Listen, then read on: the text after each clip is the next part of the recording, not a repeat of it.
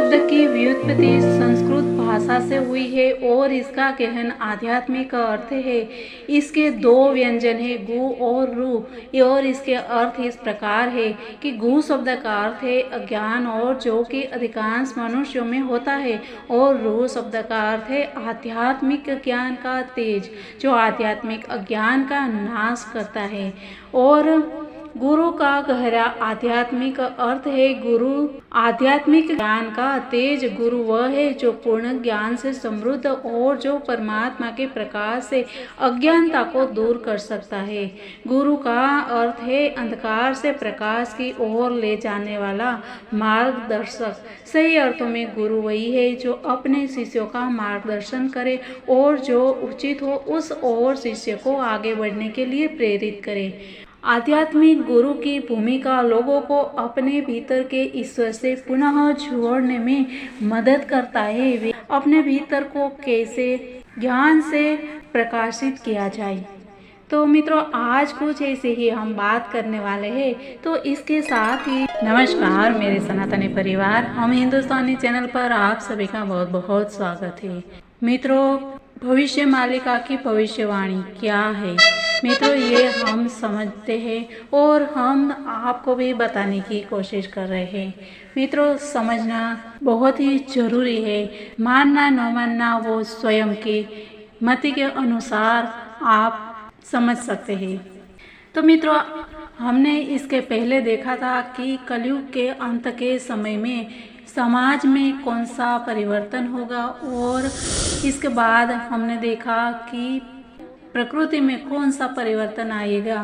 मित्रों, आज हम देखने वाले हैं कि ग्रह नक्षत्र की चाल क्या होगी, उसमें कौन सा परिवर्तन आएगा, और साथ ही गुरु शिष्य के संबंध में कुछ बातें हैं जो हम चर्चा करेंगे।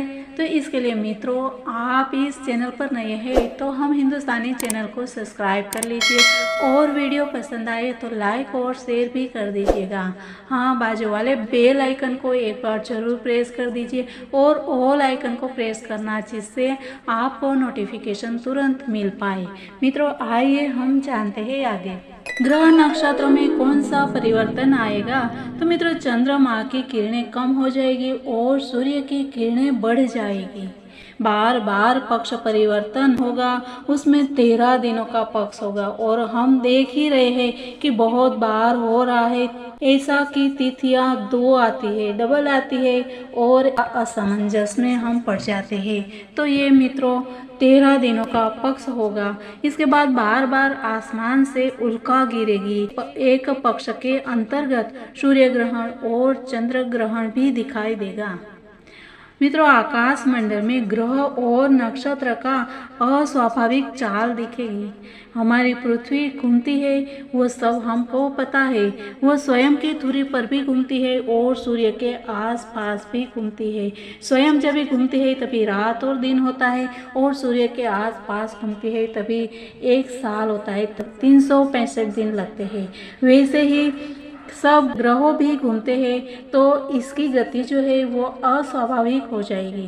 7 दिन और 7 रात्रि तक सूर्य और चंद्रमा दिखेगा नहीं, सर्वत्र अंधकार छा जाएगा।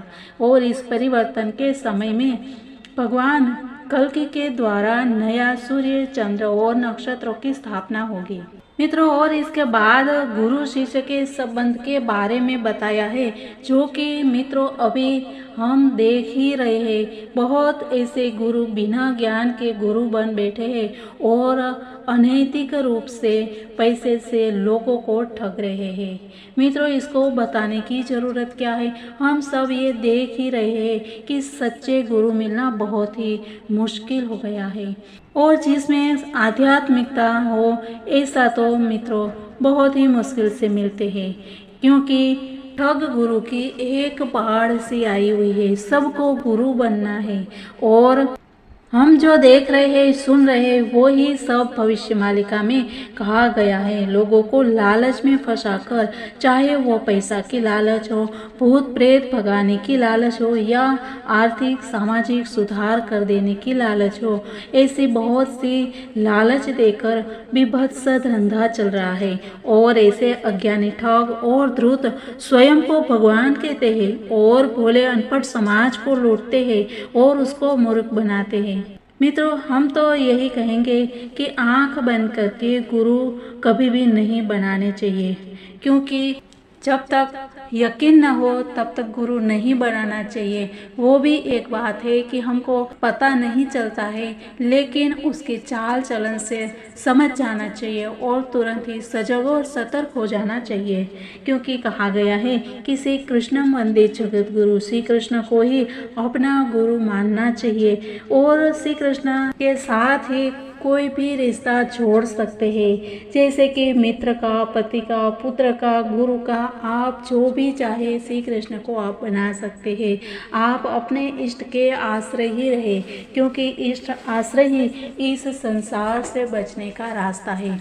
मित्रों, अभी ये समय जो है वो कुछ तकलीफ वाला है और इसके लिए सबको सजग और सतर्क करना हमारी जिम्मेदारी है।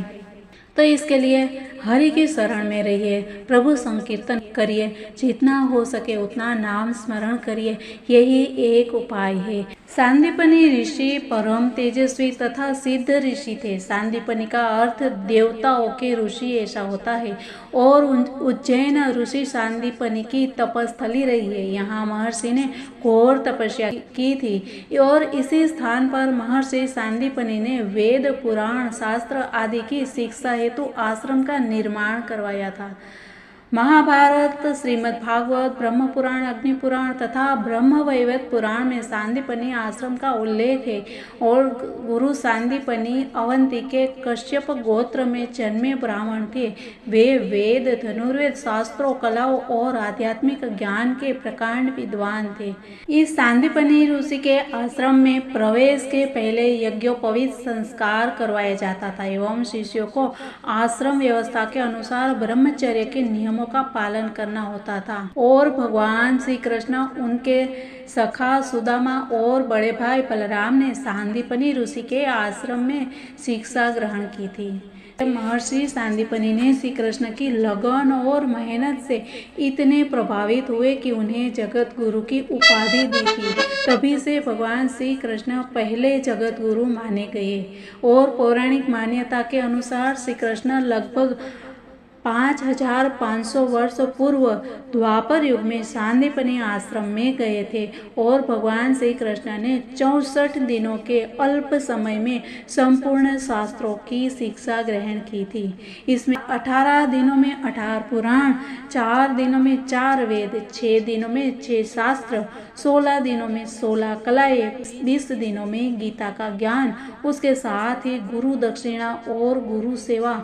64 दिनों में शिक्षा पूर्ण हो जाने के बाद महर्षि सांदीपनी ने श्री कृष्ण से कहा कि मेरे पास जो भी ज्ञान था वो तो मैं आपको दे चुका हूँ, आपकी शिक्षा पूर्ण होती है। फिर भी श्री कृष्ण ने गुरु दक्षिणा देने की बात पर महर्षि बोले कि आप तो स्वयं प्रभु है, मैंने क्या दिया है आपको। तब गुरु शिष्य परंपरा का निर्वाह करने के लिए श्री कृष्ण ने कहा कि गुरुदेव, गुरु दक्षिणा स्वरूप कुछ आदेश तो करना ही होगा। उत्तर स्वरूप में महर्षि ने अपनी पत्नी शुश्रूषा से उनके बदले कुछ मांगने को कहा। गुरु माँ ने गुरु दक्षिणा के रूप में अकाल मृत्यु को प्राप्त अपने पुत्र का जीवन दान मांगा। सारी सृष्टि के रचयिता विष्णु रूपी भगवान श्री कृष्ण अपनी गुरु माता के दुख को कैसे देख सकते थे। भगवान सीधे समुद्र किनारे पहुंचे जहाँ सांदीपनी का पुत्र पुनर्दत्त खोया था। भगवान ने समुद्र का आवाहन किया और सागर हाजिर हो गए। भगवान ने सागर से सांदीपनी का पुत्र लौटाने को कहा तो सागर ने बताया कि मेरे गर्भ में एक दैत्य रहता है, उसने ही गुरु सांदीपनी के पुत्र को निगल लिया है। इस पर भगवान तुरंत समुद्र तल में उतर गए। वहां उन्होंने पांचजन्य नाम के राक्षस को मार दिया, पर फिर भी गुरुपुत्र नहीं मिला। इस पर भगवान यमपुरी पहुंच गए और यमराज से गुरुपुत्र की मांग की। तो यमराज ने पहले अनजाने में युद्ध किया और समझ आने पर गुरुपुत्र लौटा दिया। कृष्ण ने गुरु माता को उनका खोया पुत्र सौंपा और अपनी गुरु दक्षिणा पूर्ण की। इस प्रकार भगवान श्री कृष्ण ने भी गुरु शिष्य परंपरा का सुंदर दृष्टांत हमारे समक्ष दिया है और हमें उसी परंपरा को अनुसरण करना चाहिए। तो मित्रों, ऐसी सुंदर बातों के साथ हम मिलते हैं कल। तब तक के लिए सबको जय हिंद, वंदे मातरम। भारत माता की जय।